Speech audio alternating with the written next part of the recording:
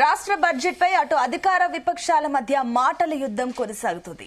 BRS సర్కార్ తీరుతోనే రాష్ట్రంలో ఈ పరిస్థితి కొనసాగుతుందని మండిపడుతున్నారు కాంగ్రెస్ నేతలు.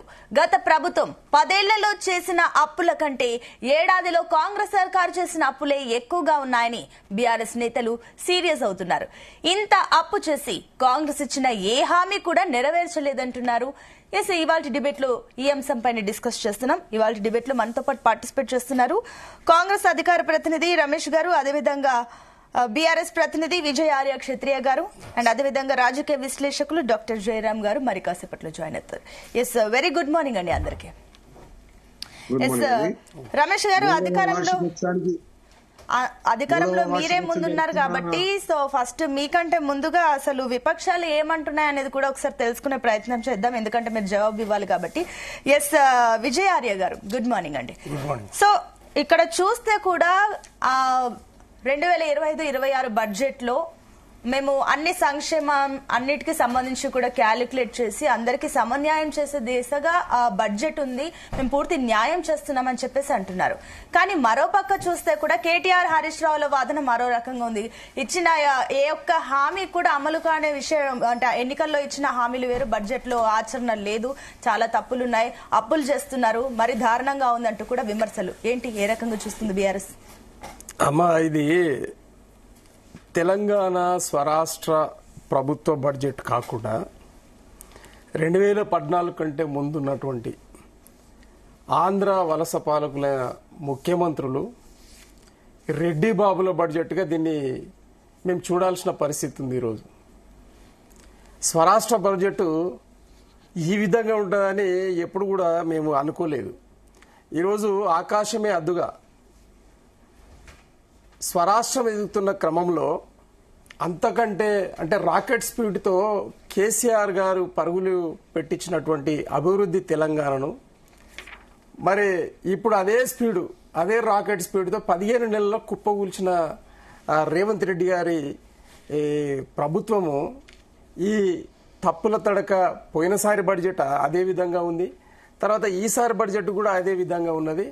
దానికి లెక్కపత్రం అనేది ఏం లేదండి, పేపర్ల మీద కేటాయించడం ఏంది. ఇప్పుడు మీరు చూడండి, వాళ్ళు ఇచ్చిన హామీలు 420లో 6 గ్యారంటీలలో అర గ్యారంటీలు కూడా ఇప్పటి వరకు పోయిన బడ్జెట్లో తీరుకోలే. ఇంకా రాష్ట్రం ఒకవైపేమో 5,000 కోట్ల మిగులు అనుకుంటూ 5,000 కోట్ల మిగులుంది పోయిన సంవత్సరంది అని అనుకుంటూ, మళ్ళీ ఇప్పుడు ఏమంటాడంటే అప్పుల కుప్పగా ఉంది, ఖజానా ఖాళీగా ఉన్నది, నిర్ణయం చేయమంటారు. నేను ఎన్నో కష్ట నష్టాలు పడి కేసీఆర్ గారు చేసిన అప్పులను నేను తీరుస్తా ఉన్నాను కాబట్టి ఇదంతా తప్పంతా గతకాలం కేసీఆర్ గారిది, నాదేం లేదు, నేను ప్రయాసపడుతున్నా అని ఒకవైపు అంటాడు. ఒకవైపు ఏమంటాడు అని అంటే, ఒక రోజుకు 18,500 కోట్ల రూపాయల ఆదాయం ఉన్న తెలంగాణ, ఆ 18,500 కోట్లలో 6,500 ఉద్యోగస్తుల జీతభత్యాలు పోగా 6,500 నేను కేసీఆర్ గారు చేసిన అప్పులను నేను తీరుస్తా ఉన్నా, మిగిలింది నా దగ్గర ఉంది 5,500 కోట్లు మాత్రమే అంటాడు. చెప్పండి ఇప్పుడు, అంటే ఒక రోజు లెక్క చెప్పాడు ముఖ్యమంత్రి గారు రేవంత్ రెడ్డి గారు. అంటే మరి ఏది నిజమని నమ్మాలి?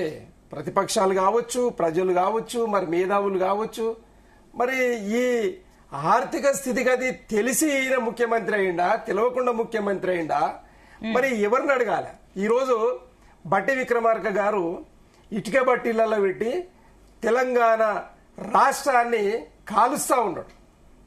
బట్టి విక్రమార్క గారు నిన్న చదివినటువంటి బడ్జెట్ లో ఏ విషయం మీదనన్నా స్పష్టత ఉన్నదా?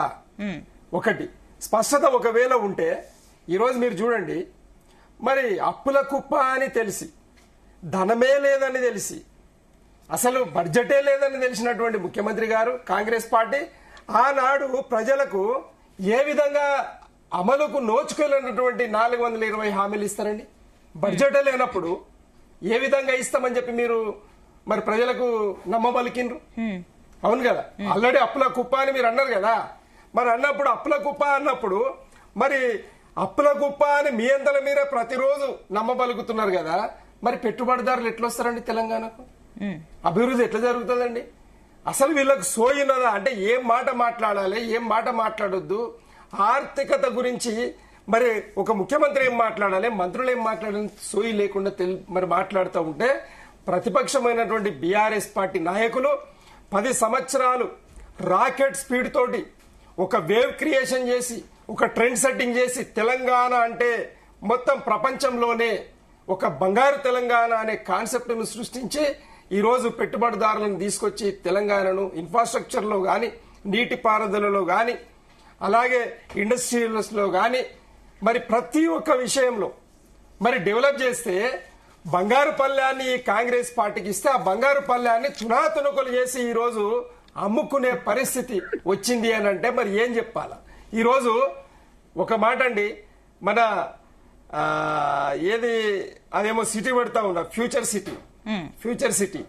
ఆ ఫ్యూచర్ సిటీ దేనికి పెడతా ఉన్నారు అంటే మొన్న 2000 మంది రైతులకు వాళ్ళు నోటీసులు ఇచ్చిండ్రండి, ఏది భూములు గుంజుకోవడానికి 8021 ఎకరాల భూమి కావాలని చెప్పి ఫ్యూచర్ సిటీ డెవలప్మెంట్ కోసం చేస్తా ఉన్నారు. ఫ్యూచర్ సిటీ ఎవరి ఫ్యూచర్ నిర్మాణం చేయడానికి ఫ్యూచర్ సిటీ అంటే కాంగ్రెస్ పార్టీ ముఖ్యమంత్రి రేవంత్ రెడ్డి గారు, ఆయన బిల్డర్లు వాళ్ళందరూ కలిసి HMDA డబ్బులతోటి రోడ్లు వేసుకుంటూ, వాళ్ళ ఊరి వరకు రోడ్లు వేసుకుంటూ ఈ రోజు స్కిల్ యూనివర్సిటీ అనే పేరును అంటే ప్రజల కోసం చేస్తున్నామని పేరును పెట్టి ప్రజాధనాన్ని కొల్లగొట్టి సొంత బిల్డర్లను రియల్ ఎస్టేట్ తెలంగాణగా మార్చడానికి ఈ రోజు ఫ్యూచర్ సిటీ కోసం డబ్బులు ఖర్చు పెడతా ఉన్నారు. మరి ఈ ధనమంతా, ఈ బడ్జెట్ ధనమంతా ఫ్యూచర్ సిటీ కోసం అని మేము అడుగుతా ఉన్నాం. అంటే ఓకే, అంటే మరి మీరు కూడా పాలనలో ఉన్నప్పుడు ఇలాగే అప్పులపైన ఆధారపడ్డారు కదా, మరి ఇప్పుడు కాంగ్రెస్ ప్రభుత్వం అప్పులు చేస్తే ఎందుకు విమర్శిస్తున్నారు? అవునమ్మా, అందు గురించే మేము చేసింది అభివృద్ధి. ఉదాహరణకు కాళేశ్వరం అభివృద్ధి ప్రాజెక్ట్, పాలమూరు రంగారెడ్డి అభివృద్ధి ప్రాజెక్ట్, సీతారామ ప్రాజెక్టు అభివృద్ధి ప్రాజెక్ట్, అలాగే భద్రాద్రి కొత్తగూడెం మరి ఏదైతే విద్యుత్ ప్రాజెక్ట్ ఉందో అది అభివృద్ధి ప్రాజెక్ట్, అలాగే భువనగిరి యాదాద్రిది మరి అది అభివృద్ధి ప్రాజెక్ట్. అంటే ఇలా చెప్పుకుంటూ పోతే మరి మొత్తం అభివృద్ధి ప్రాజెక్టులు కదా. ఇన్ఫ్రాస్ట్రక్చర్ డెవలప్మెంట్ మేము సంపూర్ణంగా చేసినాం కదా. చేసిన దాంట్లో రూపాయి ఖర్చు పెడితే 100 రూపాయలు వచ్చే ప్రాజెక్టులను మేము తయారు చేస్తే ఆ 100 రూపాయలు ఏ విధంగా సంపాదించాలనేది కూడా తెలియని సోయిలేని కాంగ్రెస్ పార్టీ ప్రభుత్వం వల్ల ఈ రోజు మరి తప్పుల తడక బడ్జెట్ గా దాన్ని అనకపోతే ఏమంటారో మీరు చెప్పండి. రైట్ అండి, ఓకే అండి. ఎస్, నేను మళ్ళీ మీ దగ్గరకు వస్తానండి. ఎస్, రమేష్ గారు గుడ్ మార్నింగ్ అండి. గుడ్ మార్నింగ్ అమ్మా. 3 సంవత్సరాల మీ జీ తెలుగు వారికి మేము కంగ్రాచులేషన్ చెప్తున్నాం. థ్యాంక్ యూ అండి. రైట్, చెప్పండి. ఇప్పుడు ఏమంటారు మరి? ఇప్పుడు మీరేమో మేము అన్ని సామాజిక న్యాయం చేస్తున్నాం, అభివృద్ధి చేస్తున్నాం, అన్ని కూడా సమన్యాయం చేస్తూ బడ్జెట్ ఉంది అంటున్నారు. కానీ ఇక్కడ కేటీఆర్, హరీష్ రావు అదే విధంగా ప్రతిపక్షాలు కూడా విమర్శిస్తున్నాయి. పూర్తిగా 10 ఏళ్ల అప్పు ఒక ఎత్తు అయితే కేవలం ఏడాది పాలనలో ఎంత అప్పు ఉందో కాంగ్రెస్ అప్పుల కుప్పగా చేసేసింది. 6 గ్యారంటీలని విస్మరించింది. ఎన్నికల హామీల్లో ఉంది వేరు, ఇప్పుడు బడ్జెట్ లో ఒక్క హామీకి సంబంధించి కూడా ప్రాపర్ గా బడ్జెట్ కేటాయించలేదంటూ కూడా విమర్శలు వస్తున్నాయి. ఏమంటారు? ఒక్కటే విషయం అండి, టిఆర్ఎస్ పార్టీ ఇంకొక 5 ఏళ్లు పాలిస్తే అసలు రోడ్డు మీద అడక తినేవాళ్ళండి ప్రజలందరూ. పూర్తి స్థాయిలో ఆర్థికమైన ఇబ్బందులలో ఈ తెలంగాణ 32 జిల్లాల తెలంగాణను ఈయనకు 10 జిల్లాల తెలంగాణ ఇచ్చారు. ఆంధ్రాను విమర్శిస్తాడు. ఇప్పుడు ఈ రోజున్న పరిపాలన 10 ఏళ్ల కాలంలో జరిగిన పనితీరును ప్రజల ముందు పెట్టాడు రేవంత్ రెడ్డి గారు. ఇలాంటి దుస్థితి తీసుకొచ్చి ముందు పెడితే ఈ రోజు అన్ని వసతులతోటి మేము ఆనాడు రాజశేఖర రెడ్డి గారు ఈయనకి ఇచ్చిన దేశం ఏంటి చుట్టూ రింగ్ రోడ్ కట్టి ఈ రోజు కంప్యూటర్ యుగాన్ని ఇచ్చి వీళ్ళ ఏ రోడ్లు కూడా 1453 సాఫ్ట్వేర్ కంపెనీలు పెట్టి ఈ రోజు వీళ్ళు మాట్లాడుతారండి డ్రగ్స్ ను ప్రజల మీద రుద్ది ఇలా డ్రింక్స్ తాగుబోతులని చేసి ఈ రోజు పూర్తి స్థాయిలో బర్రెలను ఇచ్చి ఈ రోజు ఆర్థికంగా పూర్తి క్షీణదశను ప్రజల దిశ ఆత్మహత్యలు చేసుకునే దుస్థితి తీసుకొచ్చిన వీళ్ళు మాట్లాడే అర్హత ఎక్కడండి టిఆర్ఎస్ పార్టీ? ఈ రోజు బడ్జెట్ విద్యా విధానానికి, ఇవాళ రైతాంగానికి, ఈ రోజు ఇండస్ట్రీ సెక్టార్ గాని ఈ రోజు మనం చేస్తున్న పరిస్థితులు ఒక విద్యా విధానంతో ఉపాధి కల్పనలు కూడా ఉద్యోగాలు కూడా రావడానికి కోసం కృషి చేస్తున్న తీరు ఆయన చేస్తున్న ఈ రోజు ఫ్యూచర్ సిటీ లాంటి వారిని పెట్టుబడిదారులను అట్రాక్ట్ చేయడం కోసం ఎంతో అభివృద్ధి చేస్తే హైదరాబాద్ లో పెట్టుబడి పెట్టడానికి ఈ రోజు ముందుకొస్తున్న పరిస్థితులు. ఈ రోజు కాంగ్రెస్ పార్టీ ఎప్పుడు గాని ప్రజలను విస్మరించదు, పేదలను విస్మరించదు. ఈ రోజు ఎటువంటి దుస్థితులలో కూడా ఈ దేశ ప్రగతి కోసం, దేశ అభివృద్ధి కోసం, ప్రజల అభివృద్ధి కోసం మాత్రమే పయనిస్తుంది తప్పితే ఎక్కడ కూడా చేయదు. ప్రణాళికాబద్ధకంగా చేస్తున్న తీరిది. మీరు 10 ఏళ్ల కాలంలో మీ ప్రణాళికలు ఏం చేసినారు, మీ అభివృద్ధి ఏంది, రిజల్ట్ వచ్చింది. ఒక్క వెయిట్ చేయండి. ఒక 2 మీరు చేసిన ఆర్థిక ఇబ్బందుల వల్లనే ఈ దుస్థితి తెలంగాణ. ఈ రోజు మీరట కాళేశ్వరం ప్రాజెక్టు కట్టినండి. ఏంటండి అది? ఉపయోగకరమైంది తక్కువ, ఖర్చు ఎక్కువ. అటువంటి కోట్ల రూపాయలు వెచ్చించి పేరు కోసం, ప్రతిష్టల కోసం చేసిన ఘనతలు వీళ్ళే. ప్రజల మీద ఈ రోజు గ్యాస్ సిలిండర్ కానీ, గ్యాస్ పెట్రోల్ ధరలు కానీ పెంచిన ఘనత వీళ్ళది. ప్రతి ఒక్కరిని రక్తం పిడిచిన ఘనత వీళ్ళది. ఈ రోజు వీళ్ళు మాట్లాడతారండి బడ్జెట్ల మీద. వీళ్ళు మాట్లాడే అర్హత కూడా లేదు. ఈ రోజు ఎన్ని రోజులండి ఈ భిక్షాటన? ఎన్ని రోజులండి ఈ ఆర్థికమైన ఇబ్బందులలో మీరు ఇది ఇస్తాం అనేది? ఈ రోజు ప్రజలను విద్యావంతులు చేసి, చేతవంతులు చేసి, ఆర్థికంగా ఎదగనిచ్చి, ఉద్యోగ అవకాశాలు ఇచ్చి, పారిశ్రామిక రంగంలో కానీ, ఈ రోజు చిన్నతర పారిశ్రామిక రంగానికి కానీ ఈ రోజు ప్రజలకు సహకరించి ఆర్థికంగా ఎదగనియాలి, విద్యలు ఎదిగాయి. ఎన్ని రోజులండి భిక్షాటనలు? ఇంకా స్వాతంత్రం వచ్చి ఇన్నేళ్ళైంది. ఇంకా ప్రజలు ఎవరు కూడా ఒక రూపాయి అడగకుండా బతకాల్సిన పరిస్థితి తీసుకురావాలి. ఈ రోజు వైఎస్ రాజశేఖర నేతృత్వంలో కానీ, పివి నరసింహరావు నేతృత్వం కానీ, మా రాజీవ్ గాంధీ గారు కానీ కళలు ఏం కన్నారండి? ఆ దిశలో వీళ్లకు కంప్యూటర్ యుగానికి 10 జిల్లాలు ఇచ్చాం. ఇలాగా పరిపాలించారు. వీళ్ళను ఎక్కడ విమర్శించే మాట ఉంటుందని? ఈ రోజు కొంతమంది స్వార్థపరుల, కొంత రాజకీయ స్వార్థపరుల విషయంలో మేము కూడా స్పందిస్తాం. ఈ రోజు మనము నిర్మాణించేది నిర్మాణ దశలో. ఈ రోజు మీరు చేసిన దుస్థితి వల్ల నిర్మాణ దశలో ఉంది. ఇంకా బిచ్చగాలలాగా పథకాలను మీద, ఆకర్షణ పథకాల మీద. ఒకటండి రమేష్ గారు, ఇందాక విజయ్ ఆర్య గారు ఒక అంశాన్ని అయితే లేవనెత్తడం జరిగింది. అంటే గతంలో సీఎం రేవంత్ రెడ్డి మిగులు బడ్జెట్ దాదాపుగా 5,000 కోట్ల వరకు ఉంటే మరి అప్పులు ఏ రకంగా చూపిస్తున్నారన్న ప్రశ్నను అయితే లేవనెత్తడం జరిగింది. దీనికి ఏమంటారు? అప్పులు కాదండి, ఇక్కడ ప్రాముఖ్యత ఇవ్వాల్సింది ఏంటంటే ఎక్కడ కూడా ప్రభుత్వ యంత్రాంగం గాని, ప్రభుత్వ విధానాలు గాని ఎక్కడ కూడా తప్పుదారి జరగకుండా వీళ్ళు చేసిన అప్పులను కట్టుకుంటూ ఇప్పుడు 6,000 కోట్లు ప్రతి దాని విషయంలో కూడా వీళ్ళు చేసిన అప్పులు కడుతున్నారు అమితులు. ఈ రోజు నేను అనేది చెందిన ప్రణాళిక బద్ధకంగా ఈ సమస్య కొట్టే ఈ ఆర్థిక ఇబ్బంది నుంచి బయటపడేయాలనే ప్రాముఖ్యతతోటి ఎక్కువగా ఈ ప్రాధాన్యతలు ఎవరికి ఎక్కడ ఇవ్వాలనే దాని మీద దృష్టి సాధించారు. రైతుల మీద కానీ, విద్యుత్ శక్తి మీద కానీ, విద్యా విధానం కానీ, ఉద్యోగ విషయాలు కానీ ఈ రోజు రకరకాల అభివృద్ధి మాత్రమే ముందు తీసుకెళ్లే విధానంలో ఉంది. ఇప్పుడు మన దేశంలో దేవుడు ఉన్నాడండి. ప్రతి సమస్య వచ్చినప్పుడు ఆనాడు చంద్రశేఖర్ ప్రభుత్వంలో కూడా ఆనాడు పివి గారు వచ్చి ఈ ఆర్థిక రెవల్యూషన్ తీసుకొచ్చాడు. అలాగే ఈ రోజు కూడా కాంగ్రెస్ పార్టీ రావడానికి గల కారణం ఆ దేవుడు. లేకుంటే అడక తినే పరిస్థితుల్లో ఈ దేశం ఉంటుండే, బిచ్చగాళ్ళుగా మారుతుండే, ఉద్యోగాలు ఇవ్వలేని పరిస్థితుల్లో ఉంటుండే. ఈ రోజు ఒక మంచి విధానాల తోటి ముందుకు తీసుకెళ్తారు. ఒక సంవత్సరం కష్టమైనా ఇంకో సంవత్సరానికి ముందుకు తీసుకెళ్లాలనే తాపత్రయం ముందుకు తీసుకెళ్తాను. ఈ రోజు ప్రతిపక్షాలు మాట్లాడే విషయాలు మీరు ఏం ఆసుపత్రులు అండి? కూలీ చేశారు, రక్తం పీడ్చుకున్నారు. ఓకే అండి, ఎస్ నేను మళ్ళీ మీ దగ్గరకు వస్తానండి. ఎస్ జయరాం గారు, గుడ్ మార్నింగ్. ఎక్కడ అభివృద్ధి చేశారండి? ఎక్కడ అభివృద్ధి చేశారు ఒక్కటి చెప్పండి. ఓకే ఓకే అండి, నేను మళ్ళీ మీ దగ్గరకు వస్తానండి రమేష్ గారు. ఒక్క నిమిషం అండి. రింగ్ రోడ్డు వల్ల రమేష్ గారు, మీరు కళ్ళు లేకుండా మాట్లాడితే ఏం మాట్లాడతారంటే అభివృద్ధిగా అనిపిస్తలేదా మీకు? అక్కడ ప్రపంచ దేశాలు తెలంగాణ అభివృద్ధి చెందింది అని మాట్లాడుతూ ఉంటే, కేంద్ర ప్రభుత్వం అభివృద్ధి చెందిందని మాట్లాడుతూ ఉంటే ఏం మాట మాట్లాడతారండి? ఏంటండి మీరు చేసిన ఇష్యూ మాట్లాడాలి. ఉత్తగానే మాట్లాడితేనే కాదు, లెక్కలతో మాట్లాడండి. మరి లెక్కలతో మాట్లాడండి. మరి టిఆర్ఎస్ పార్టీ మేమే వస్తాం. టిఆర్ఎస్ పార్టీ లేకపోతే నువ్వేడున్నావండి, మాటలు మాట్లాడతారంతా. అసలు అందు గురించే కాంగ్రెస్ ప్రజలు ముక్కు చెంపలు వేసుకుంటున్నారండి. కాంగ్రెస్ అనవసరంగా మేము నెత్తి మీద పెట్టుకున్నామని చెప్పి ఎస్ ఓకే అండి, మళ్ళీ మీ దగ్గరకు వస్తామండి. ఎస్ రమేష్ గారు, ఒక క్లారిటీ తీసుకుందామండి అసలు దీనిపైన అసలు రాజకీయ విశ్లేషకుల అభిప్రాయం ఏంటో కూడా తెలుసుకొని ఆ తర్వాత వెళ్దాం. ఎస్ జయరాం గారు, గుడ్ మార్నింగ్ అండి. Very good morning Sunitha. S Jayaram గారు, సో మీరు చూసారు బడ్జెట్ మొత్తం కూడా చూస్తుంటే కూడా ఒక రకంగా ఇది ఆశాజనకంగా ఉందా, లేదంటే అప్పుల రాష్ట్రంగా మార్చే మరొక బడ్జెట్ లానే ఉందా, ఏంటి, ఏ రకంగా చూడొచ్చు? ముఖ్యంగా జీ న్యూస్ ప్రేక్షకులకు మరి యాజమాన్యానికి 3వ సంవత్సర శుభాకాంక్షలు.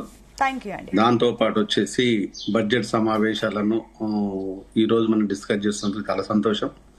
అంటే బడ్జెట్ సమావేశాల లోపల పార్టీలను ప్రభుత్వాలను తిట్టుకోవటము, లేకపోతే మీరు గొప్ప మేము గొప్ప అని చెప్పుకోవడం ఇది సర్వసాధారణం. దాంట్లో పెద్ద వింతేం కాదు. ఇప్పుడు విజయ్ చెప్తున్నది కానీ రమేష్ చెప్తున్నది కానీ ఏంటిదంటే, సో మీరు దొంగలంటే మీరు దొంగలు, ఒక్క మాటలో చెప్పాలంటే. సో ఇక్కడ దొంగలని చెప్పుకోవడానికి ముందుకు వస్తున్నారు తప్పితే మేము ఇన్ని పనులు చేశాము, మంచి పనులు చేశాము, అది ప్రజలతోనే ఇంత చేస్తుంది, దాన్ని జీడిపి రేటు పెంచడానికి ఉపయోగపడ్డది, ఇంత ఆదాయాన్ని తీసుకొచ్చినాం అనేది ఏ ప్రభుత్వం చెప్పలేకపోయింది. గత ప్రభుత్వం చెప్పట్లేదు, ఈ ప్రభుత్వం చెప్పట్లేదు. జనరల్ గా మీరు దొంగలు, మీరు మోసం చేసిండ్రు, మీరు నాశనం చేసిండ్రు అని బీఆర్ఎస్ అంటుంది. లేదు మీరు చేసిన నాశనాన్ని మేము పూడుస్తున్నాము అని చెప్పేసి మీరు దొంగలు అంటున్నారు. ఇద్దరు దొంగలు అని చెప్పుకుంటున్నారు. చాలా బ్రహ్మాండమైన విషయం ఏంటంటే ఇది ఒప్పుకోవడం చాలా గొప్పతనం. రమేష్ ఒక్క నిమిషం, ఇందులో జీడిపి పెంచితే దేశం బాగుపడుతుందా? అసలు కొనుగోలే లేని పరిస్థితి స్థితిలో సామాన్యుడు ఒక వస్తువుని కొనుక్కోవాలంటే కొనుగోలు ఎక్కడి నుంచి వస్తుంది అది కూడా చెప్తాను నేను. అది కూడా చెప్తాను, కొనుగోలు ఎక్కడి నుంచి వస్తుంది. రమేష్ గారు ఒక నిమిషం అండి. ఎస్ ప్లీజ్ ఆయన మాట్లాడివ్వండి, తర్వాత ఇంటరప్షన్. ఎస్ జయరామ్ గారు, ఇద్దరు చాలా గొప్పగా కంటే కూడా తిట్టుకోవడంలో చాలా బిజీ అయిపోయింది. సో చాలా సంతోషం, ఇది ప్రజలు మాత్రం వింటున్నారు విషయం. అంటే ఇక్కడ భారత ప్రభుత్వాన్ని అడిగే దమ్ములు లేవు వీళ్లకు, రాష్ట్ర ప్రభుత్వాన్ని చేపట్టే సత్తా లేదు. ఇక రాష్ట్ర ప్రభుత్వానికి ఆ సత్తా ఉందంటే లేదు. సరే, భారత ప్రభుత్వం నుంచి తెచ్చుకునే దమ్ము ఉందంటే అది లేదు. ఎందుకంటే భారత ప్రభుత్వాన్ని తెచ్చుకోవాలంటే రాష్ట్ర ప్రభుత్వం లోపల ఎలాంటి లోపాలు ఉండొద్దు, చాలా క్రమశిక్షణగా ఉండాలి, ప్రజల పక్షాన ఉండాలి. ప్రజల పక్షాన రాష్ట్ర ప్రభుత్వం లేదు కాబట్టి భారత ప్రభుత్వం నుంచి ఏం అడగలేని పరిస్థితి. ఇక్కడ రాష్ట్ర ప్రభుత్వం ఉన్న లోపాలు ఏంటంటే కమిషన్లు, బంధుప్రీతి, అన్నదమ్ములకు ప్రోటోకాలు, కులం దయచేసి కులం మొత్తం దీంట్లో రాదు, కులంలో కొంతమందికి అంటే ఒక్క రకంగా చెప్పాలంటే అప్పుడు ఆ 4 రాష్ట్రాన్ని దోసుకున్నారు అనుకుంటే ఇప్పుడు ఆలీబాబా 40 చోర్ లాగా అయిపోయింది. ఇప్పుడు ఆలీబాబాతో పాటు ఇంకో 40 చోర్, ఆ ఒక్కడితో పాటు ఇంకో 40 మంది దొంగలు అయిపోయింది. అండ్ మొత్తానికైతే దొంగలే. సో దీన్ని చాలా స్పష్టంగా 2 పార్టీలు ప్రజలకు అర్థమయ్యేలా చెప్పిండు. కానీ ఇక నేనేం చెప్తున్నట్టే, సరే మీరు దోసుకోవడంలో బిజీగా ఉన్నారు, అదే పనిలో ఉండండి. ప్రజలకు ఏమన్నా అంటే ప్రజలనే మాకు బుద్ధి లేదు కాబట్టి ఓట్లు వేస్తుంటాం. ఆ బుద్ధి ఇప్పుడు నెక్స్ట్ ఎలక్షన్లకైనా మాకు రావాలని మేము కోరుకుంటున్నాం. మాకు రావాలని మీరు ఇప్పుడు రమేష్ చెప్పిన దేవుడు మాకు కల్పించాలని మేము మనస్ఫూర్తిగా కోరుకుంటున్నాం. సో ఇక్కడ విషయం ఏంటంటే, సాధారణంగా జీడిపి రేట్ ఎట్లా పెరుగుతుందంటే, ఒక కూలి 500 రూపాయలు కూలి వచ్చినప్పుడు తను తీసుకుపోయి ఒక రేషన్ షాపులో కానీ లేకపోతే ఒక నూనెకు, పేస్టు, సబ్బులు, కార్ఖానా తన నిత్యావసర వస్తువులు కొంటూ ఉంటే దాన్ని మల్టిప్లై 5 టైమ్స్ అవుతుంటది. ఎందుకంటే retailer, dealer, sub dealer and agency, main agency, company, ఇట్లా 5 స్టెప్పుల వారీగా ఈ 500 రూపాయలు మల్టిప్లై అవుతుంది. 500 మల్టిప్లై అవడంతో ఇది 2500 రూపీస్ దీని పాయింట్స్ వస్తుంటాయి. ఈ 2000 పాయింట్స్ 2500 నుంచి వస్తే అక్కడ జీడిపి రేటు కంపెనీ వాళ్ళు కావచ్చు, లేకపోతే ఏజెన్సీ వాళ్ళు కావచ్చు, కూలీ నాలు చేసుకున్న వాళ్ళకి, వీళ్ళందరికీ మల్టిప్లై అవుతుంటారు. ఇది సాధారణంగా. కానీ మన రేవంత్ రెడ్డి ఏం చేశాడు మరి, కన్స్ట్రక్షన్ ను డిస్ట్రక్షన్ చేసి పెట్టేసిండు. కన్స్ట్రక్షన్ లేదు. అరే ఎందుకు రాయ్యాను కన్స్ట్రక్షన్ లేకుండా చేసినావు అంటే, లేదు నేను హైడ్రా పట్టుకొస్తా అని చెప్పిండు. హైడ్రా ఎవరి కోసం అంటే, మేము భూములు కొల్లగొట్టుకోవాలా, దాచిపెట్టుకోవాలా, ల్యాండ్ బ్యాంక్ క్రియేట్ చేసుకుంటున్నాం అనే దాన్ని ప్రజలకు చెప్పకుండా హైడ్రాతోనే మేము అన్ని కూల్చేస్తున్నాం అని. అన్ని కాదు కూల్చేసింది, కొన్ని మాత్రమే కూల్చేసినాం అనే విషయాన్ని గుర్తుపెట్టుకోవాలి. అన్ని కూల్స్తే చాలా సంతోషం. హైడ్రా అన్ని కూల్చే నిజంగా రేవంత్ రెడ్డి కాళ్ళ మీద నమస్కారం చేస్తారు. సాష్టాంగ నమస్కారం చేస్తాను. రేవంత్ రెడ్డికి అంత దమ్ము లేదు, ధైర్యం లేదు. నీ అన్నదమ్ములనే దోసుకునే దాన్ని ఆపలేవు, నువ్వు దోసుకునే దాన్ని ఆపలేవు. ఇక నువ్వేం చేస్తావా? నువ్వేం చేస్తావు గనక నీకు అంత సినిమా ఏం లేదు, ఈ విషయం ఏం కాదుగా. ఇక నెక్స్ట్ వచ్చేసి బీఆర్ఎస్ ప్రభుత్వం లోపల మేము అంతా చేస్తాం. బీఆర్ఎస్ ప్రభుత్వం మేము తక్కువ తిన్నదా? బీఆర్ఎస్ ప్రభుత్వాన్ని ప్రజలు కాదనుకుంటే కదా కాంగ్రెస్ వచ్చేసింది. ఇక బీఆర్ఎస్ లో లేదు కాబట్టి లేని దాని గురించి నేను మాట్లాడదలుచుకున్నాను. ఇక నెక్స్ట్ ప్రభుత్వాలే నా ఎజెండా. ప్రభుత్వాల గురించి ప్రజలకు ప్రధానమైన ఎజెండా ప్రభుత్వం, పార్టీలుగా. ఇది గుర్తుపెట్టుకోవాలి. జయరాం గారు, జయరాం గారు, ఏంటి ఇప్పుడు 10 ఏళ్ల కాలంలో అటు రాష్ట్ర ఆదాయాన్ని $200 బిలియన్ నుంచి ఏకంగా $1 ట్రిలియన్ వరకు తీసుకెళ్తామంటూ కూడా రేవంత్ సర్కార్ చెప్తుంది. మరోపక్క అటు ఓట్ ఆన్ అకౌంట్ బడ్జెట్ లో చూస్తే అప్పుడు పంచాయతీ అదేవిధంగా గ్రామీణ బడ్జెట్ చూస్తే కూడా అప్పుడు 40,000 కోట్ల పైన ఉంటే ఇప్పుడు పూర్తి స్థాయి వార్షిక బడ్జెట్ లో మాత్రం 31,000 పై చిలుక బడ్జెట్ కేటాయించారు. అంటే ఎలా అభివృద్ధి విషయంలో ఈ రకంగా అంటే కంపేర్ చేస్తే ఓట్ ఆన్ అకౌంట్ బడ్జెటే బాగుందన్న విమర్శలు కూడా వస్తున్నాయి. ఏంటి ఏమనుకోవచ్చు, ఏ రకంగా పాసిబుల్ అవుతుంది భవిష్యత్తులో? అంటే 2050 వరకు అది వాళ్ళు చెప్పేది ఏంటంటే 2050 వరకు, అంటే ఇంకో 25 సంవత్సరాల లోపల ఇదంతా చేస్తామంట. అంటే ఇంకో 25 సంవత్సరాల దాకా కాంగ్రెస్ ఉంటుంది అనేది ఇది వాళ్ళ ఉద్దేశం. కాంగ్రెస్ ఇంకా 25 సంవత్సరాల దాకా కాంగ్రెస్ ఉంటది, జనాలంతా పిచ్చోళ్ళు, కాంగ్రెస్ కి పట్టం కడితే సో కాంగ్రెస్ జనాలకు మనం వాళ్ళ ఆస్తులను వాళ్ళని కూడా అమ్మేయచ్చు అనే దాన్ని వీళ్ళు టార్గెట్ పెట్టుకున్నారు. అంటే ఇంకా 25 సంవత్సరాల కాంగ్రెస్ కు ఉండే అంత పాలన ఉందా ఇప్పుడు చూస్తే? అంటే ఇంపాసిబుల్ అని చెప్పొచ్చు. ఇక నెక్స్ట్ విషయం ఏంటంటే బడ్జెట్ ఎప్పుడు కూడా ఏంటంటే ఎస్సీలకు కానీ ఎస్టీలకు కానీ బీసీలకు కానీ కులాల వారీగా బడ్జెట్ ను విభజించొద్దు. మీరు జీడిపి రేటు పెంచుకోవడం కోసం కానీ, ఆర్థిక వనరులు పెంచుకోవడం కోసం కానీ, హక్కులను పరిరక్షించుకోవడం కోసం, హక్కులు ఇన్ ద సెన్స్ మనిషి అయి పుట్టిన తర్వాత చదువుకోవడం వాళ్ళ జీవిత హక్కు, దాన్ని పరిరక్షణ జరగాలంటే మీరు విద్యను ఉచితంగా మీరు అందించాలి. ఇది హక్కు. ఈ హక్కును పరిరక్షించుకోవడం కోసం ప్రజలు మీరు హక్కు ఇవ్వడాల కోసం దీనిపైన మీ కార్యాచరణ ఏంది అనేదాన్ని ప్రభుత్వం చెప్పాలి. నెక్స్ట్ పుట్టిన ప్రతి వాడికి ఆరోగ్యం అనేది హక్కు. దీంట్లో కుల మతాలకు సంబంధం లేదు, ఏ భాషా భేదాలకు సంబంధం లేదు. ఆరోగ్యం అనేది హక్కు. ఈ ఆరోగ్యాన్ని మీరు ఇవ్వటం లోపల ఎలాంటి ప్రతిపాదనలు తీసుకొచ్చారో దాన్ని చెప్పండి. అంటే ఈ రెండు కాకుండా మిగతా అన్ని చేస్తామంటున్నారు. అంటే ఈరోజు మీకు ఒక సర్వే రిపోర్ట్ ప్రకారం ఏంటంటే దగ్గరగా 60% ఒక మానవుని సగటు సంపాదన లోపల 60% విద్యా వైద్యం మీదే ఖర్చు అవుతుంది అనేది ఆ సర్వే సారాంశం. ఈరోజు 60% నిజంగా కనుక మీరు ఉచితంగా ఇది ఇవ్వగలిగితే అది వాళ్ళకి ఆదానే అవుతుంది. మీరు ఎలాంటిది ఇవ్వద్దు, మీరు ఎలాంటి హామీలు కూడా అవసరం లేదు. ఇది ఎందుకు మీరు చేయలేకపోతున్నారంటే డైరెక్ట్ గా 60% ఈ ప్రభుత్వాలలో ఉండే కొంతమంది బడాబాబులు, లేకపోతే ఇంతకుముందు రాజకీయ నాయకులు, చెలరేగుతున్న రాజకీయ నాయకులు విద్య వైద్య సంస్థలు పెట్టి దోచుకుంటున్నారు. కాబట్టి దాన్ని మాత్రం వదిలేసి మిగతా ఆల్కహాల్ విషయం లోపల రాజకీయ నాయకులకి మేము సప్లై చేస్తాం, వాళ్ళు మాత్రమే తాగాలని దాన్ని పెట్టండి. దాన్ని ప్రజలకు పంపిణీ చేయకండి. ఆల్కహాల్ ని మీ రాజకీయ నాయకులే తాగండి, తందానండి. ఇది ఎట్లయితే మీరు దోచుకుంటున్నారో దాన్ని కూడా మీరు తాగండి. అంటే అది చేయరంట, అది ప్రజలు తాగిపిస్తారంట. అంటే ప్రజలను మాన ప్రాణాలను దోచుకొని చంపేయాలి. ఒకటి ఎగ్జాంపుల్ చెప్తున్నాను.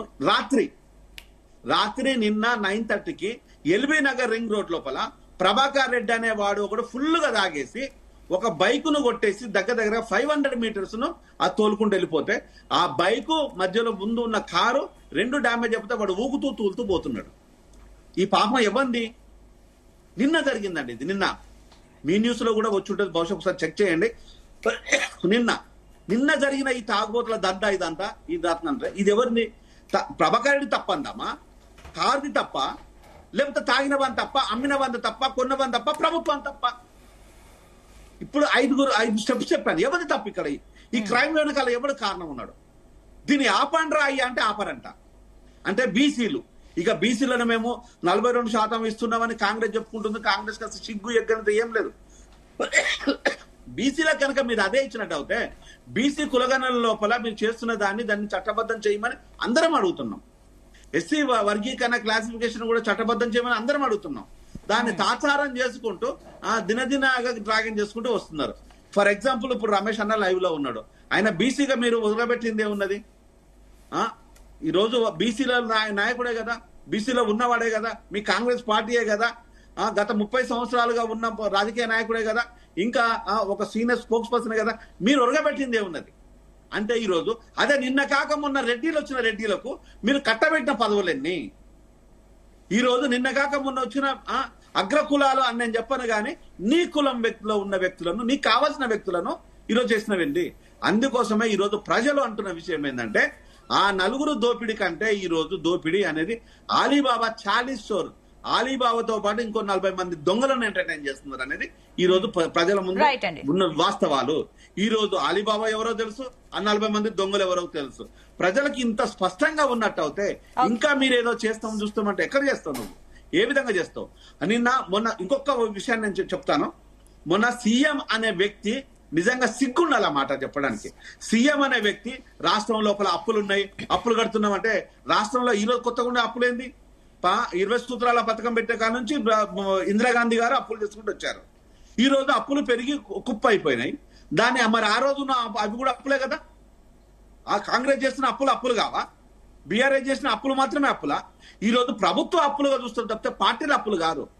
ఆ మాత్రం తెలివి లేకపోతే పార్టీల అప్పులు ఎట్లా అవుతాయి? ప్రభుత్వ అప్పులు. మీరు ప్రభుత్వ అప్పులను పార్టీ అప్పులుగా చేస్తూ ఉంటే అసలు నువ్వు చేసిన అప్పు ఎంత? నువ్వు చేసిన ప్రజలకు వినియోగం ఎంత? ఏం లేదు. ఈ రోజు నువ్వు ప్రావిడెంట్ ఫండ్ అడగొద్దంటావు, బీఆర్సీ అడగొద్దంటావు, ప్రమోషన్ అడగొద్దంటావు, హైక్స్ అడగొద్దంటావు, ఏది అడగొద్దంటావు, నువ్వు అపాయింట్మెంట్స్ లేవు. ముఖ్యమంత్రి అనేవాడు ఇలా చెప్పిన మొట్టమొదటి స్పీచ్ రేవంత్ రెడ్డికే అది సంబంధించి. అంటే రేవంత్ రెడ్డి నువ్వు ముఖ్యమంత్రిగా పనికిరావు అనేది ప్రజలు నిర్ణయించుకునే దాకా ఎందుకు వెళ్తున్నావు? నీకు చేత కాదు అనుకున్నప్పుడు నీ ప్రభుత్వంలోనే ఉండే వ్యక్తులను విద్యాశాఖ వారికి ఇదే రమేష్ అన్నకు విద్యాశాఖ ఇవ్వు, నీ ప్రభుత్వంలో ఉన్న ఇంకోళ్ళకు ఆరోగ్య హోంశాఖ ఇవ్వు. నువ్వు ముఖ్యమంత్రిగా పనికిరావని నువ్వే చెప్తున్నావు కాబట్టి వేరే వాళ్ళకి ఇంకెవరకు కోమటిరెడ్డికో బట్టికో లేకపోతే పొంగులేటి శ్రీనివాసరెడ్డికో సీతక్కకో సూర్యకో ఎవరికొరికి ఇచ్చేసాయి.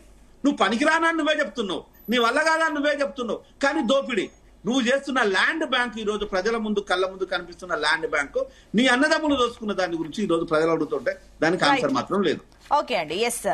నెక్స్ట్ విజయ్ ఆర్య గారు, సో మీరేమంటారు? జయరాం గారు చెప్పిన అంశాలని మీరు కూడా ఏకీభవిస్తున్నారా ఏంటి? బడ్జెట్ లో కూడా ఎక్కువగా చూస్తే లోపాలే ఉన్నాయి, అప్పులే ఉన్నాయి అంటూ కూడా మీ విమర్శ కనిపిస్తుంది. ఏంటి, ఏమనుకోవచ్చు? 6 గ్యారెంటీల విషయంలో ఏమనుకుంటుంది బీఆర్ఎస్? ఈరోజు వాళ్ళు చెప్పిన బడ్జెట్ ప్రకారంగానే మనం లెక్కలు తీసుకుంటే 2014 రాష్ట్రం ఏర్పాటు రోజు 5 లక్షల కోట్ల జిఎస్డిపితో మిగులు బడ్జెట్ గా ఉన్నదని విషయం అందరికీ తెలుసు. అయితే అది ఈ గత 10 సంవత్సరాలలో ఈరోజు 16 లక్షల పైచిలకు జిఎస్డిపి అయ్యిందండి. అంటే 3 రెట్లు పెరిగింది కదా. ఈ జిఎస్డిపి పెరగడానికి 10 సంవత్సరాల 9.5 సంవత్సరాల కేసీఆర్ గారి బీఆర్ఎస్ పార్టీ పరిపాలన మూలం కాదా అని మేము అడుగుతా ఉన్నాం. మా వల్ల పెరగల జిఎస్డిపి ఎట్లా పెరిగింది? మరి ఈరోజు 16 లక్షల కోట్ల రూపాయల జిఎస్డిపి ఎట్లా పెరిగింది అని అడుగుతా ఉన్నాం. అంటే మా శ్రమ, మా ప్రణాళిక, కేసీఆర్ గారి దార్శనిక నాయకత్వం వల్ల ఈరోజు తెలంగాణ అభివృద్ధి చెందింది. అభివృద్ధి చెందిన తెలంగాణను ఈరోజు కుండ ఖాళీ చేసిండ్రు అని చెప్పడం ఎంతవరకు సమంజసము? ఈరోజు అభివృద్ధిని సంక్షేమాన్ని వేరువేరు, ఇవి రెండు వేరువేరు. అభివృద్ధిని మీరు ఎక్కువ కేటాయించి సంక్షేమానికి తక్కువ కేటాయించాలి. ఈ రోజు అభివృద్ధి పేరు చెప్పి సంక్షేమ పథకాలను ఎవరు అమలు చేయమంటా ఉన్నారు? ఇది క్వశ్చన్. కాబట్టి సంక్షేమ పథకాలలో రైతు రుణమాఫీ చాలా ముఖ్యమైనది. 31,000 కోట్ల రూపాయలు మీరు ఇస్తామని చెప్పి నమ్మబలికిన వాళ్ళు ఈ రోజు అదే ముఖ్యమంత్రి గారు 21 లక్షల కోట్ల రూపాయలు మాత్రమే చెల్లించడము, ఇంకా 10 లక్షల కోట్లు బాకీ పడ్డాము అని అంటున్నారు. అన్నప్పుడు ఒకవైపు ఏమో మేము అప్పులు చేశాము, మన దగ్గర తెలంగాణలో ధనము లేదు అని మీరు చెప్తూనే ఈరోజు అప్పు, మరి డబ్బు లేనప్పుడు మరి అమలుకు నోచుకున్నటువంటి హామీలు ఎన్నికల కంటే ముందు ప్రజలకు ఎందుకు అబద్ధాలు చెప్పిండ్రు అని బీఆర్ఎస్ పార్టీ అడగడంలో తప్పేముంది? అంటే అప్పులు చేసి అప్పు తీరుస్తామను? మేము అప్పులు చేసినాం దేనికి అని చెప్పినాము. విద్యుత్ ప్రాజెక్టులకు, నీటి ప్రాజెక్టులకు, రోడ్లకు, అంటే మొత్తం ఇన్ఫ్రాస్ట్రక్చర్ డెవలప్మెంట్ అయితే మాత్రమే, భూమికి విలువ పెంచితే మాత్రమే, తర్వాత వనరులకు విలువ పెంచితే మాత్రమే మరి రాష్ట్రం అభివృద్ధి ఎంత, దేశం అభివృద్ధి చెందుతుంది. అన్నప్పుడు ఇంత చక్కగా 9.5 సంవత్సరాలు నిరంతరాయంగా భగీరథ ప్రయత్నం చేసి కేసీఆర్ గారు తెలంగాణను అభివృద్ధి చేసి మీ చేతిలో పెడితే అదే ప్రజలకు మోసం చేస్తూ ఈరోజు 2వ బడ్జెట్ మీరు ప్రవేశపెట్టారు కదా, ఆ బడ్జెట్లో అభివృద్ధి పథకాలు ఎక్కడున్నాయి మీరు చూపెట్టండి. నేను జయరాం గారిని అడుగుతా ఉన్నా, అభివృద్ధి పథకాలెన్ని, సంక్షేమ పథకాలెన్ని మీరు విభజించి చెప్పండి, మీకు అర్థమవుతుంది బడ్జెట్ అంటే. రైట్ అండి. అన్నప్పుడు మేమేమంటున్నామంటే రమేష్ గారు ఊతపరంగా మాట్లాడడం అది కరెక్ట్ కాదండి. అభివృద్ధిని చూసుకుంటూ కళ్ళతోటి అభివృద్ధిని చూసుకుంటూ అభివృద్ధి చెందలేదు అనడము సిగ్గుచేటండి. దేశం కేంద్ర ప్రభుత్వం భారతీయ జనతా పార్టీ మా పార్టీ కాదు, మా పార్టీ కాదు. ఈరోజు కేంద్ర ప్రభుత్వం నుండి ఏ రాష్ట్రానికి రానంత బహుమతులు రాష్ట్ర ప్రభుత్వానికి మన తెలంగాణకు అంటే అభివృద్ధి చెందకుండా వచ్చినాయా? మీకు ఒక్క విషయం చెప్తానండి. ఆనాడు అప్పులు 19%, ఎప్పుడు 2014లో. ఈనాడు 45% పెరిగింది. 7,30,000 పైచులకు కోట్ల రూపాయలు. మీరు కూడా ఎంత పెంచారు? వీళ్ళు మా మీద మమ్మల్ని బద్నాం చేసుకుంటూ 7 లక్షలు మీరే అప్పులు చేసిరా మమ్మల్ని అన్నారు కదా. ఈ రోజు మీ బడ్జెట్ లోనే మీరు చెప్తా ఉన్నారు 1,60,000 కోట్లు మీరు అప్పు చేసిరు కదా. మేము 9.5 సంవత్సరాలలో ఓన్లీ 3,17,000 కోట్ల రూపాయలు మేము అప్పు చేస్తే వీళ్ళు ఒకే 15 నెలలకు, ఓన్లీ 15 నెలలకి అంటే ఒక సంవత్సరానికే 1,60,000 కోట్ల రూపాయలు ఎట్లా అప్పు చేస్తారండి? మీ పాలన వల్లనే ఈ రోజు వీళ్ళు ఓట్లు కొల్లగొట్టడానికి మేము అన్నాం. అసలు ఈ రుణమాఫీ అనేది రాష్ట్రానికి బరువు. ఇది అసలు మేము టేకప్ చేసేది లేకుండే, బుద్ధి తక్కువ చేసినాము. కానీ మీరు 1-2 ఇస్తామని చెప్పి కేసీఆర్ గారు 100 సార్లు చెప్పిండు. ఇది రుణమాఫీ అనేది ఎట్లయినా రాష్ట్రానికి భారమే అయినా కూడా ఒకసారి మాట ఇచ్చినాము, నిలబెట్టుకోవాలి. కాబట్టి మొత్తం రైతులకు ఎంతైతే అప్పు పడ్డారో ఒక్కసారి ఒక నిమిషం అండి. జయరాం గారు మీ దగ్గరికి వస్తానండి, ఎందుకంటే మీరే కంక్లూజన్ ఇవ్వాలి. ఇది దీంట్లో సునీత మనం ఆలోచించాల్సింది ఏంటంటే నిజాయితీగా పార్టీలుగా వీళ్ళు రమేష్ అన్న ఒక్క నిమిషం, పార్టీలుగా ఏమైనా మాట్లాడవచ్చు, దాంట్లో నేను అభ్యంతరం పెట్టను. కానీ ప్రభుత్వాలుగా వీళ్ళకి ఒక రెస్పాన్సిబిలిటీ ఉంటది. ఏ రెస్పాన్సిబిలిటీ అంటే మనము అప్పులు అనే దాన్ని మాట్లాడే అర్హత ఏ రాజకీయ పార్టీకి లేదు, మరి ముఖ్యంగా ప్రభుత్వంలో పార్టీలకు అసలే లేదు. రైట్ అండి. అప్పుల గురించి మాట్లాడేది ఇది నెంబర్ 1 గుర్తుపెట్టుకోవాలి. నెంబర్ 2 వచ్చేసి అప్పులు చేయటం లోపల ఒకటి వచ్చేసేమో మీరు ప్రజలకు చేసిన దాన్ని జీడిపి రేట్ పెరగటం లోపల ఈ అప్పులను ఎక్కడన్నా ఇన్ఫ్రాస్ట్రక్చర్ రూపాన మీరు ఏదైనా పెట్టారా, ఖర్చు చేశారా అంటే ఇంతవరకు ఇన్ఫ్రాస్ట్రక్చర్ రూపాన పెట్టలేదు. ఓన్లీ సంక్షేమ పథకాల మీదనే ఖర్చు చేసినట్టు చూపిస్తుంది. సంక్షేమం అనేది వాళ్లకు చేపలను తినిపించడం నేర్పిస్తుంది, పట్టడం కాదు. చేపలను పట్టడం నేర్పించండి, మీరు తినిపించడం వేస్ట్ కదా. ఇక్కడ మీరు విద్యా వైద్యాన్ని వాళ్ళకి ఇచ్చినట్టు అయితే మీరు ఏ విధమైనటువంటి సంక్షేమ పథకాలు పెట్టాల్సిన పని లేదు. ఈ రోజు నేను చదువుకున్నాను, ఒక ఎస్సీ హాస్టల్లో ఉండేసి ఎక్కడో కూలీనాలి చేసిన కుటుంబంలో నుంచి వచ్చిన నేను ఈ రోజు అత్యున్నతమైన స్థాయికి ఎదిగిందంటే ఈ రోజు నా రాజ్యాంగం కల్పించిన నా విద్యా హక్కే కదా. ఆ విద్యా హక్కు ద్వారానే కదా ఈ రోజు నేను ఒక ఉన్నతమైన డాక్టర్ అయ్యాను, ఒక రాజకీయవేత్తనయ్యాను, నెక్స్ట్ వచ్చేసి ఒక మంచి పౌరుణ్ణయ్యాను. డాక్టర్ జయరాం గారికి మా వినతి ఏంటంటే కనీసం ఒక మాట మీరు చెప్పండి, కేసీఆర్ గారి పరిపాలనలో అభివృద్ధి పథకాలు ఎక్కువ ఉన్నాయా, సంక్షేమ పథకాలు ఎక్కువ? కనీసం అదొకటి చెప్పండి. ఈ రోజు అభివృద్ధి పథకాల పేరు మీద చెప్పండి. జయరామన్న ఒక్క నిమిషం, టిఆర్ఎస్ పార్టీ చేస్తున్న పనితీరు మాట్లాడే తీరు ఏదైనా కరెక్ట్ అంటే ఇప్పుడు ఒకటండి రమేష్ గారు, ఇక్కడ రాబడికి సమతూకం ఎక్కడుంది, సంక్షేమానికి సమతూకం ఎక్కడుంది?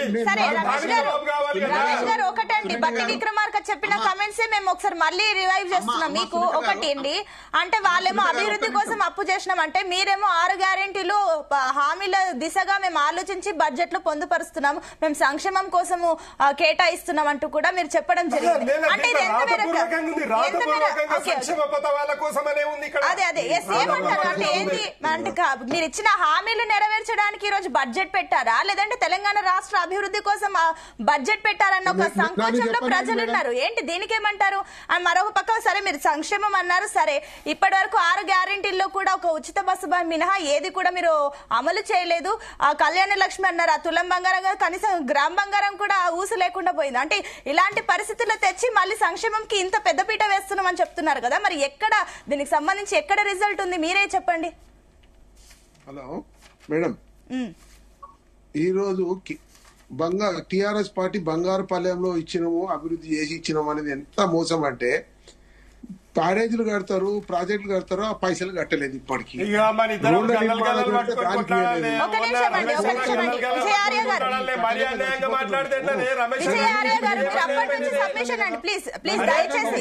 సంవత్సరాలు రాష్ట్రం అభివృద్ధి చెందింది అని నన్ను రాజముద్ర కేంద్ర ప్రభుత్వం దయచేసి ఒక్క నిమిషం అండి, మీకు చాలా టైం ఇచ్చాను.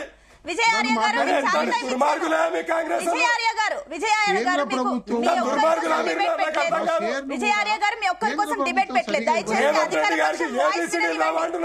విజయార్య గారు దయచేసి కాస్త టైం ఇవ్వండి, మీకు చాలా టైం ఇచ్చాను. ఇందాక మీరు చాలా సేపు మాట్లాడారు, అసలు వాళ్ళ వర్షన్ మీరు ఒక్క నిమిషం ఆగండి ప్లీజ్. దయచేసి ఆగండి, టైం లేదు ప్లీజ్ ఆగండి. లేదు మీకు టైం లాస్ట్ ఇస్తాను, ఇప్పుడు కాదు. విజయార్య గారు ప్లీజ్, మీరు ప్లీజ్ డిబేట్ డిసిప్లిన్ మెయింటైన్ చేయాలి. మీరు ఎక్కువ టైం తీసుకుంటే మిగిలిన వాళ్ళకి టైం కావాలి ప్లీజ్. ఎస్ రమేష్ గారు చెప్పండి. నేను ఏమంటున్నా, ఇంత ఆర్థికమైన ఇబ్బందులలో ఇటు ప్రాజెక్టుల బిల్లులు కట్టలేదు, రోడ్ల నిర్మాణం కట్టలేదు, స్కూల్లో పెన్షన్లు కట్టలేదు, పిల్లల స్కూళ్ళ ఫీజులు, హాస్టళ్లు నిర్మాణం లేదు, ఎక్కడ పడితే అక్కడ అప్పులు చేసి ఈ రోజు చిప్ప చేతికి ఆరోగ్యశ్రీ పథకం కింద ఎన్నో కోట్ల రూపాయల పెండింగ్. ఇవన్నీ కట్టలేక చచ్చిపోతున్నామండి. వాళ్ళు ఇచ్చిన పథకాలను ఎక్కడ కట్టారు? మేము చేసే పథకాలను 100% పకడ్బందీగా చేస్తాం. మేము కొంత వీళ్ళు చేసిన ఆర్థిక ఇబ్బందుల నుంచి బయటపడాలనే ఆలోచనలో ఉన్నాము. ఎక్కడ కూడా దుబారా చేయకుండా ఈ రోజు ఒక ప్రజా అభివృద్ధి, విద్యా అభివృద్ధి, ఆరోగ్య పరిస్థితుల అభివృద్ధి, రైతుల అభివృద్ధి కోసం ముందుగా ఈ బిల్లులో పెట్టిన ప్రతి విషయం లోపల కూడా కోట్ల రూపాయలు ఈ విద్య, వైద్య, ఆరోగ్యానికి మరియు రైతులకు ముఖ్యంగా కరెంటు విషయాల్లో కూడా కానీ పెట్టడం జరిగింది. కేంద్ర ప్రభుత్వం కూడా మనకి ఇచ్చే షేర్లు కూడా మనకి ఇవ్వలేని పరిస్థితి తీసుకొస్తున్నారు. ఈరోజు అందులో కూడా మాకు ఎదురవుతుంది. ఎందుకంటే కేంద్రంలో మా ప్రభుత్వం లేదు, పట్టుకొని తీసుకొద్దామంటే వాళ్ళు ఇచ్చే పరిస్థితి లేదు. అక్కడి నుంచి కూడా మాకు ఇబ్బంది. ఇక్కడి నుంచి GST కొట్టుకుంటున్నారు కోట్ల రూపాయలు. మాకు ఇచ్చే షేర్ కూడా మాకు ఇస్తున్నారు. అయినప్పటికీ కూడా ఎక్కడ కూడా ఇబ్బంది కలగకుండా ఈ విధానాల వల్ల కొత్త కొత్త పథకాల ద్వారా ఇలా విద్య, వైద్యం ఇటువంటి అన్నిటి మీద కాన్సన్ట్రేట్, స్పోర్ట్స్ మీద ఈరోజు ప్రతి దాని మీద కేంద్రీకరించి ఈ రోజు అభివృద్ధి జరగాలి.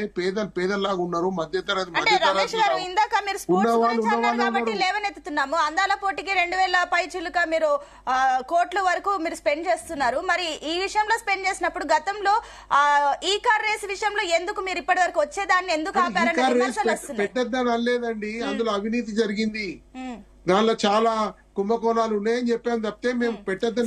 సరే ఓకే, ఆ అంశాన్ని పక్కన పెడదాం. అందాల పోటీలో మీరు ఇంత వేళ్లు వెచ్చిస్తున్నారు ఓకే, మరి కనీసం ఇక్కడ తెలంగాణ రాష్ట్ర మహిళలకు ఇవ్వాల్సిన మీరు ఇచ్చిన హామీలో ఒక్కటైనా నెరవేర్చారు, ఉచిత బస్సు మినహా? నేనండి మీరు ఒక్కటే మీరు గ్రహించేది, ఇప్పుడు రైతులకు చేసేదానికి విద్యా విధానం చేసేసి మహిళలు లేరా అండి? విద్యా విధానానికి ప్రాధాన్యత ఇచ్చాం కదా, ఇలా అగ్రికల్చర్ దాని మీద ప్రాధాన్యత ఇచ్చాం కదా. ఒక్క సెకండ్, విద్యా విధానం మీద విద్యుత్ రంగాన్ని మహిళలు రావాలి. ఎక్సైజ్ ప్రొవిజన్ దానికేమో 56,000 కోట్లు ఇస్తే 23,000 కోట్లు విద్యాశాఖకి ఇస్తారండి. విద్యాశాఖకి ఇస్తారా? మీకు ముఖ్యమైనది భవిష్యత్తు విద్యాశాఖ అనేది ముఖ్యమైనది, ఎక్సైజ్ ప్రొవిజనరీ కాదు. కాబట్టి తాగుబోతు తెలంగాణగా మార్చాలని సంకల్పించింది రేవంత్ రెడ్డి ప్రభుత్వము. అలాగే రియల్ ఎస్టేట్ ప్రభుత్వంగా రియల్ ఎస్టేట్ తెలంగాణగా మార్చాలని సంకల్పించింది రేవంత్ రెడ్డి ప్రభుత్వము. మనము అభివృద్ధి చెందాలంటే అంచెలంచెలుగా అదిగాల్సిన అవసరం ఉంది. సంక్షేమానికి డిఫినేషన్ చెప్పండి బ్రదర్. దేశాన్ని తెలంగాణ అభివృద్ధి అంటే విజయార్య గారు అంటే రమేష్ గారు ఓకే అభివృద్ధి అని మీరు అంటున్నారు. మరి తెలంగాణ రాష్ట్రంలో ఇప్పటి వరకు ఎక్సైజ్ శాఖ నుంచి ఎంత రెవెన్యూ వచ్చింది? ఇందాక విజయార్య గారు చెప్పిన అంశానికి మీరేమంటారు? అంటే దేనికి మీరు ఎక్కువగా కేటాయించారు? ఇక్కడ క్లియర్ గా కనిపిస్తుంది, మీరు ఇచ్చిన గణాంకాలలోనే క్లియర్ గా తెలుస్తుంది. దీనికి ఏమంటారు? నేను మనకు ఈ రోజు 2 సోర్స్ అండి. ఒకటి రిజిస్ట్రేషన్ వాల్యుయేషన్ ప్రకారం కానీ ఈ రోజు కొన్ని ఈ తాగుబోతులను చేసే విషయాలు అన్నమాట కేసీఆర్ పాలించడు తప్పితే వేరే దాన్ని సంపాదన కోసం కృషి చేయలే. అంటే ఈ రోజు పోనీ సరే, మీ పాలన ఒక్కటే పండం ఒకటే మేమేమో తాగుబోతులను తయారు చేస్తామన్నాడు కదా, మరి 56,000 కోట్లు ఎందుకు మరి తాగుబోతులను తయారు చేయడానికి 56,000 కోట్లు వెచ్చించారా ఇప్పుడు? వినండి మరి మీరు తగ్గించాలి కదా. మేమనేది అరే మా తప్పులను మీరు సవరించాలి కదా, మరి మా తప్పులు చేస్తామని అంటున్నారు కదా, మరి మీరు ఎందుకు సవరించట్లేదు? రైట్ రైట్ ఓకే అండి. ఎస్ నేను అనేది జయరాం గారు మీ కంక్లూజన్ ఇవ్వండి దయచేసి. ఒకటి రమేష్ అన్న, వేరే విషయాల్లో అభివృద్ధి కోసం తోడ్పడుతుంది. ఇప్పుడు చెప్పండి, జయరాం గారు. ప్రభుత్వాలు దేని మీద ఆధారపడుతుందంటే ప్రజల మీద విపరీతమైన ట్యాక్సుల భారంతోనే భారతదేశంలోనే ప్రపంచ దేశాల్లో ఏ దేశంలో లేని ట్యాక్సులు భారతదేశంలో ఉన్నాయన్న విషయాన్ని మనం కాదు చెప్పింది, యుఎస్ ప్రెసిడెంట్ ట్రంప్ చెప్పాడు. భారతదేశంలో ఉన్నన్ని ట్యాక్సెస్ ఏ దేశంలో ఉండవని చెప్పేసి ఆయన యుఎస్ లో ఉన్న ప్రెసిడెంట్ ట్రంప్ చెప్పాడు మొన్ననే, జస్ట్ రీసెంట్ గా చెప్పాడు. అంటే ఈ రోజు విపరీతమైన ట్యాక్సెస్ రూపాన ప్రజల నుంచి దోపిడీ చెయ్యడము, విపరీతమైన ప్రజల నుంచి దాన్ని రైట్ అండి. ఎస్ రమేష్ గారు నో అండి. రమేష్ గారు ఫైనల్ కంక్లూజన్ అండి ప్లీజ్, ఫైనల్ కామెంట్స్ ప్లీజ్. ఒక నిమిషం అండి. ఎవరు పాలించిన ప్రజల అభివృద్ధి, విద్యకు అభివృద్ధి, వైద్యం అభివృద్ధి చెందాలి, దాన్నే మాట్లాడుతాం, ఆరోగ్యవంతులు ఉండాలి, దాన్ని ఏం మాట్లాడుతున్నాం ఆ విషయాన్ని కూడా చాలా కీలకం కదా. ఈ రోజు దాంతో పాటు విలేజ్ ఒక గుడి బడి ఒక ఊర్లో ఉందో లేదో నాకు తెలియదు, కానీ ఈ రోజు బెల్ట్ షాప్ లో ఒక ఊర్లో 5 నుంచి 6 బెల్ట్ షాపులు, దాన్ని మీరు కంట్రోల్ చేస్తున్నారా? ఆల్కహాల్ కంట్రోల్ చేసే దమ్ము ధైర్యం బెల్ట్ షాపులను కంట్రోల్ చేయడానికి కూడా మీ శాత కదా. అంటే బెల్ట్ షాపుల మీద వచ్చే ఇన్కమ్ అంటే కాంగ్రెస్ పార్టీ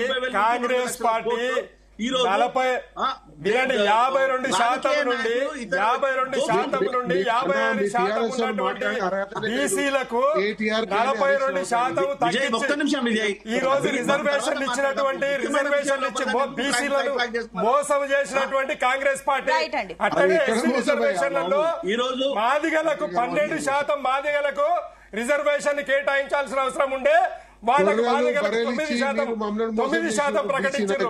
అంటే ఇక్కడ బీసీలకు అక్కడ మాదిగలకు మోసం చేసినటువంటి పార్టీ కాంగ్రెస్ పార్టీ. రైట్ అండి, ఎగ్జాక్ట్లీ. కాబట్టి ఇది తప్పుల తడక బడ్జెట్, మరి ఖచ్చితంగా తెలంగాణను ఆగం చేసే బడ్జెట్. ఎగ్జాక్ట్లీ మీరు అన్నట్లుగానే సంక్షేమంలో కూడా చెప్పినట్లు కులాల వారీగా చూసినా కూడా బీసీలకు 42% రిజర్వేషన్ కల్పిస్తామని చెప్పిన కాంగ్రెస్ పార్టీ పెద్దపీట వేసి ఇక్కడ బడ్జెట్ లో అన్యాయం చేసిన విమర్శలు వస్తున్నాయి. చూద్దాం భవిష్యత్తులో ఏం చేస్తారు. ఎస్ డిబేట్ లో పార్టిసిపేట్ చేసిన అందరు కూడా థ్యాంక్ యూ సో మచ్ అండి. సో ఈసారి బడ్జెట్ 2025-26 బడ్జెట్ కి సంబంధించి ప్రతి సామాన్య పౌరులు కూడా ఆలోచించాల్సిన అవసరం ఎంతైనా ఉంది. ట్యాక్సులు కానివ్వండి, సంక్షేమం కానివ్వండి, ఏ రకంగా నిధులు కేటాయిస్తున్నారు, ఏ రకంగా అప్పులు చేస్తున్నారు, ఇవన్నీ కూడా ఆలోచించాల్సిన అవసరం ఎంతైనా ఉందని జీ తెలుగు న్యూస్ విజ్ఞప్తి చేస్తుంది.